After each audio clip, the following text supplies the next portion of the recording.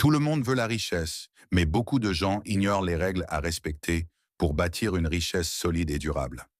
Dans cette vidéo, nous allons aborder 3 règles simples mais efficaces pour bâtir une richesse durable. Reste jusqu'à la fin si toi aussi tu veux construire une richesse durable. Principe 1. Ne jamais dépenser plus que son revenu mensuel ou annuel. Ceux qui dépensent plus que ce qu'ils gagnent, c'est la catégorie des plus pauvres et malheureux. Ne jamais dépenser plus que ce que tu gagnes n'est pas un conseil de riche. C'est la première loi de la liberté financière. Dès l'instant où tu dépenses plus que ton revenu mensuel, tu entres dans une zone dangereuse. Tu travailles pour rembourser le passé, pas pour construire l'avenir. Les gens qui dépensent plus qu'ils ne gagnent ne sont pas seulement pauvres en argent. Ils sont pauvres en contrôle, pauvres en vision, pauvres en paix intérieure. Ils sourient en public, mais stressent en silence. Ils affichent un style de vie qu'ils ne peuvent pas soutenir. Ils vivent au-dessus de leurs moyens et en dessous de leur potentiel. La dette devient leur salaire. Le crédit devient leur béquille. L'angoisse devient leur routine.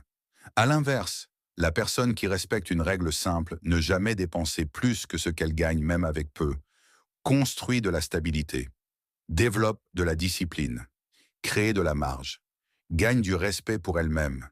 Imaginez que vous n'êtes plus un enfant, que vous avez plus de 18 ans. Si vous pensez logique de dépenser plus que ce que vous gagnez, alors dites, moi qui dois vous fournir le surplus qu'il vous manque? Et si quelqu'un vous le donne aujourd'hui, continuera-t-il à le faire jusqu'à votre vieillesse? Un proverbe africain dit, le coq n'est pas plus sage que vous, n'est-ce pas? Alors, faites comme lui, ne dépensez jamais plus que ce que vous possédez. Car c'est par cette mauvaise habitude de vouloir dépenser plus que ce qu'on gagne que des millions de personnes sont clouées à la pauvreté.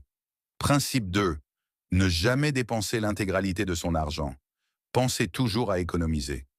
Dépenser tout ce que tu gagnes te rend vulnérable. Quand tu dépenses 100% de ton revenu, tu vis sur un fil. Le moindre imprévu, maladie, panne, opportunité manquée peut te faire chuter. Économiser, ce n'est pas être avare, c'est créer un bouclier contre l'incertitude. Celui qui n'a aucune réserve n'a aucun pouvoir de décision.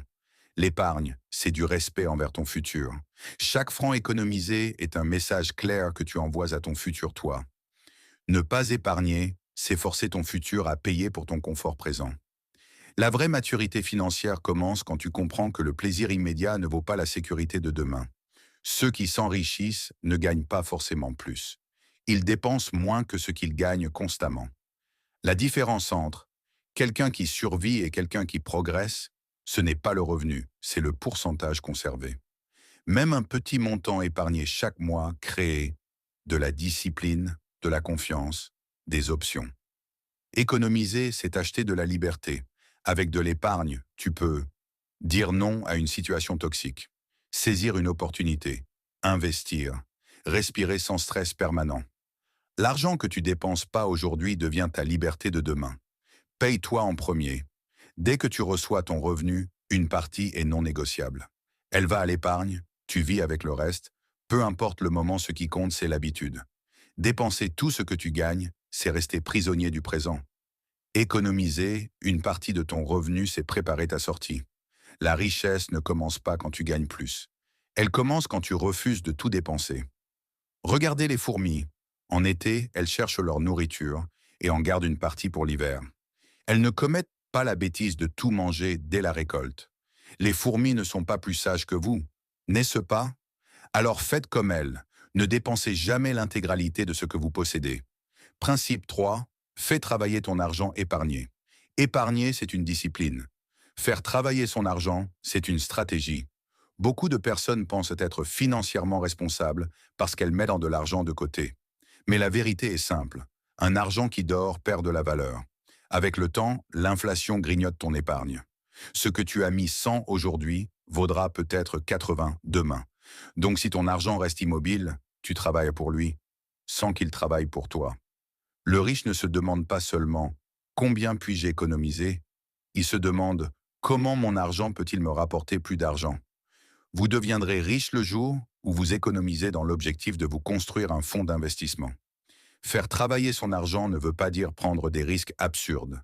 Cela veut dire l'orienter vers des actifs, investissement, business, formation rentable, projet, générateur de revenus, activité productive, petit commerce, services, agriculture, digital.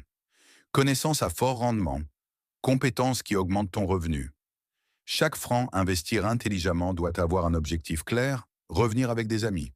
Si tu épargnes sans investir, tu limites ta croissance, tu dépends uniquement de ton effort physique. Tu échanges toujours ton temps contre de l'argent. Or, le temps est limité. L'argent, lui, peut se multiplier. La règle d'or à savoir, c'est épargner pour te protéger, investir pour te libérer. L'épargne te donne la sécurité, l'investissement te donne l'indépendance. Ne sois pas seulement quelqu'un qui met de l'argent de côté.